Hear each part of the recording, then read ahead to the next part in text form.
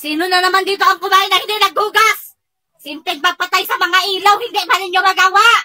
Nilalangaw na naman ang mga plato dito. Anong oras na lang ang mga tao dito nakahilata pa? Mabubulok na lang yung mga binabad na damit sa kuwita, hindi pa malabhan. Tama yan. Ngayon lang kayo babangon kapag makaluto na tayo ng ulam. Ihintayin nyo na lang talaga na pagsilbihan kayo. Hirap na nga tayo mag-budget sa mga gastusin dito sa bahay. Ang mga kasama mo magpabigat pa sa'yo. Ang mga dumi sa mga pets sa labas. Ako pa ang magliligpit, paalaga-alaga kayo sa mga pets, tapos hindi kayo marunong mag-asikaso. Ang mga lagayan dito sa tubig, nilulumot na. Saka lang kayo makaisip maglagay ng tubig sa rep. Kapag ka mauuhaw na kayo, maghahanap ng malamig. Sige, wag pa kayo magsipagbangon dyan.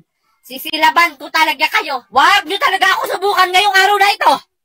Lunes na Lunes talaga gagawan tayo ng kasalanan sa mga tao dito. Imbis na hindi tayo gusto mag-sermon pag Lunes. Kay magtuloy-tuloy na naman buong linggo ang sermon natin. Sa bagay, hindi man kayo maapektuhan kapag mag-sermon tayo. Baliwala!